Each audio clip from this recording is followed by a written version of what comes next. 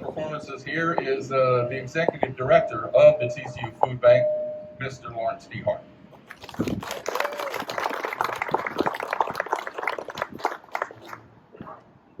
35 years ago, many years ago, we were in this, and if I use the term humbly crumbly building, unair conditioned, 2,800 square feet, no parking, didn't know rats ate metal, and we had to deal with that. And I had been blessed to come into a long tradition.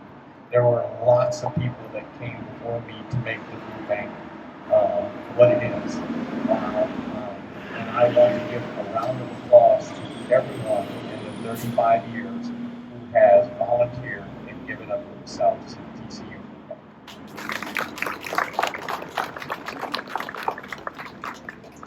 I am but a third executive director or director of the food bank. I was also the third president of the board. There were only two before me, and while I did step down as president and become exec, the people who have followed me have been amazing, and that would be John Walsh. But I learned a lot from Darwin, and one of the things that we talk about is the people that we serve. But one of the pieces of information Darwin LaFont was the board president for 25 years. And one of the pieces of advice he gave me was, the food bank is just as important to the volunteers as it is to the people. And so let's give a round of applause for that. You always go with the people that you know. And there are some people here that have been amazing to us in various capacities.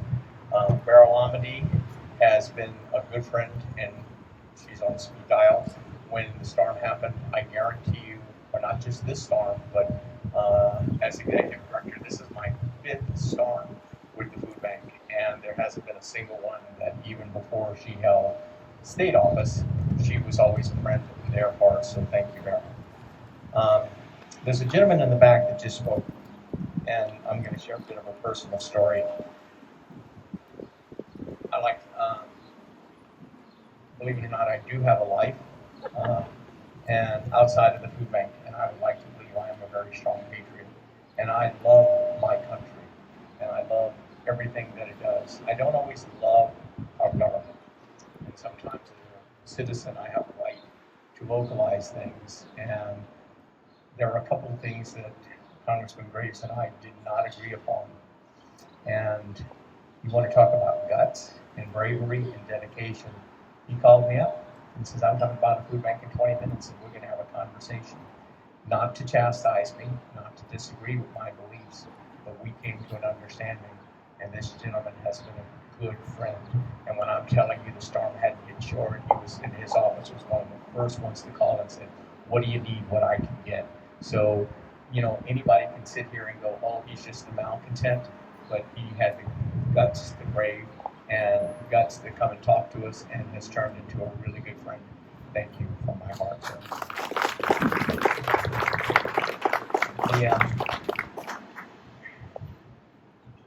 The people who dedicated money, most people don't realize we're the only top 10 food bank in the state that doesn't get local or regular recurring funds from any governmental agency. But there is sometimes grants that come through. There's a lady who is here, and she's going to be mad at me because I'm acknowledging Kelly Cunningham. But at the time of the pandemic, when I'm telling you, you go from more than double your capacity, and you have to do it with a third of your volunteers, and you have 2/3 more restrictions.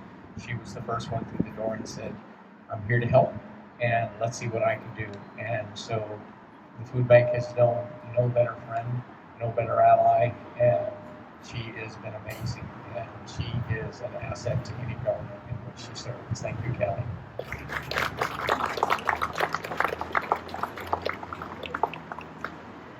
Funny story about Dirk.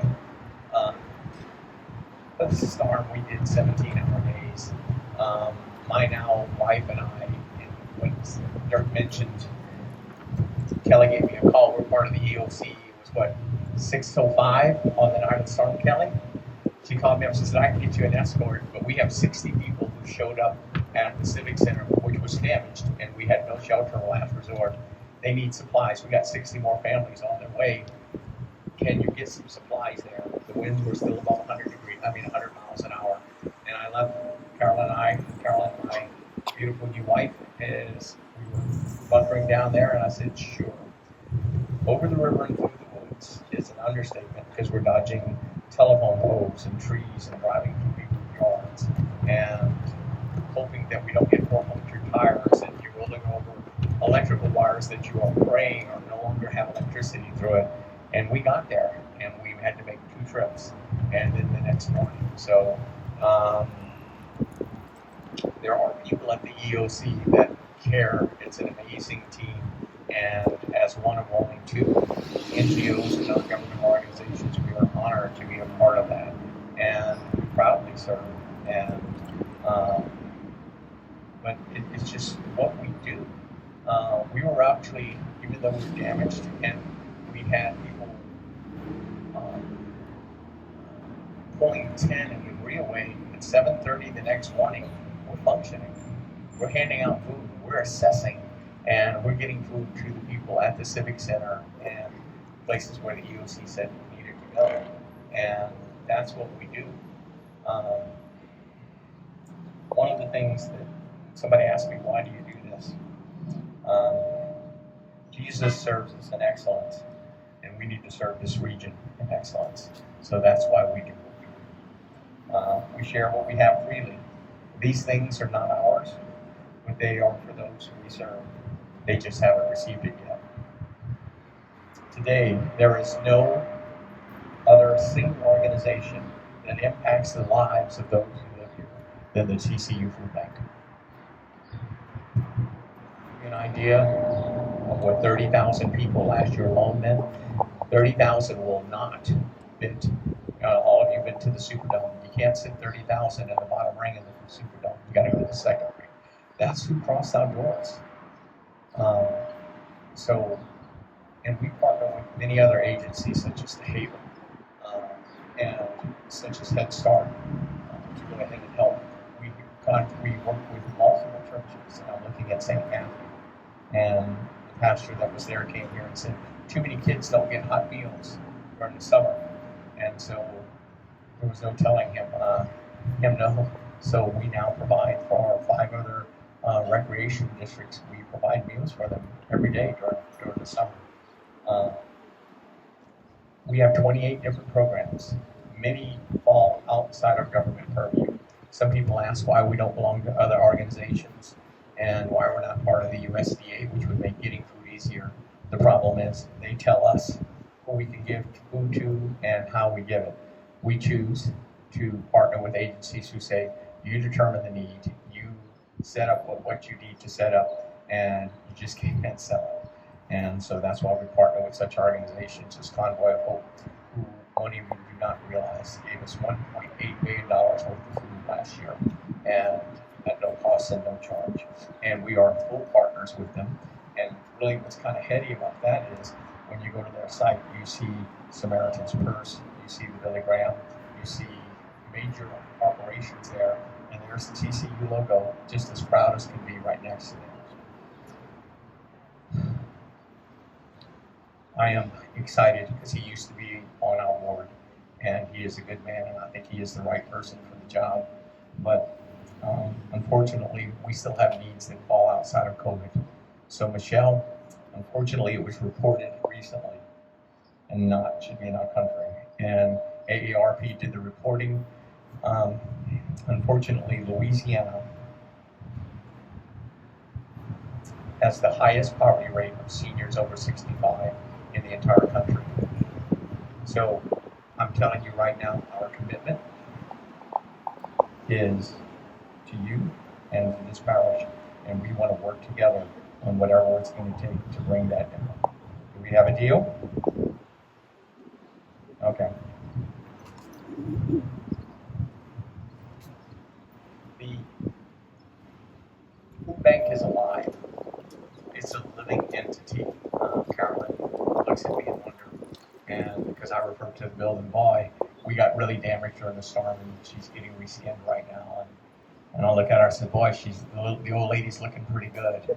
And I refer to the food bank as a living entity because it is alive. It's alive because of the people who show up there every day. I have the most amazing staff. One of the things that I've learned is, or I've come to understand is, I just came back late last night from a 3-day conference in Memphis. This is my invitation over, and this is the largest non-governmental agency. Organizations come together once a year, and we got invited. And when the lady called me up and said, "I'm Mr. DeBart from TCU," and I said, "Yeah, you sure you got the right guy?" And so we're there with the big guys. We already have a regional and a national reputation, and we're going to see about doing that. We're able now to bring in resources from other Christian and charitable and nonprofit organizations the next time we have a storm or meeting event, unlike the likes that you have ever seen before. And that all happens because of you and my staff. I left for 3 days and I came back and all this is set up and ready to go. My staff gets there and they don't do it for pay. I promise you, you can probably make more unemployment than what you make at the food bank. But they're there and they love it and they love people. And you know what? To us, it's still about the people who we serve. And all of us can sit here and tell you story after story after story and how we've touched the lives of people. And not just the people, we have staff members who come to us and who we like to think that have added just as much as we've added to their lives. But we're here, we're not going anywhere, we're continuing to grow. Yes, the governor has been kind enough, and Senator Feasy and Merrill and Z have helped us with funds so we can expand, so we can bring better services. I want to reiterate some things that Dirk said, and then I'll close. And the reason I push local is because you guys need to we're here. This isn't some part-time. This isn't where Terrebonne Parish is, oh, you're one of a lot of other parishes that we serve, or you're one of a lot of states. We're here. This is your food bank. 12 churches came together and formed us. And so we're really the people's food bank. And again, probably the biggest thing is that local needs. So, at being the local food bank, you're here every day. It means being available every day, because you know what? People are hungry every day. We're providing services to the community, many of which you don't see, such as Head Start, the Haven. We have 10 different distribution points. We have one down in Gulac. We have down in Chauvin. We have Bible Assembly. We have both Fletchers. We serve Nicholls State University. We serve Fletcher Community College as far as a food pantry there. We also work with Tim, and we're going to do distributions at the sheriff's office so he can better reach and better work with the people and do outreach. And he's got a church that's going to provide the manpower. So we're using those facilities that had another purpose in bringing comfort and aid to the people who need it. We partner, and this is not us. And I've heard Lawrence has done a wonderful job, but I think every member of my staff, everybody that you see with the shirt that has this heart over them, I think that they need a round of applause. They need a staff. In closing, John, you want to do the blessing? But thank you for 35 years. And while John's coming up here, there was a time, part of the reason I stepped down as board president, we were very, very, very close of closing the doors in 4 months if something didn't intervene. So as a leap of faith, I left a very good job to work for $500 a week with no security, considering in 4 months that's all the money we had left. And we were able to, with the blessings of God and His grace and His understanding, we've been able to grow. And that tells you God lives there. So we're going to close with a blessing from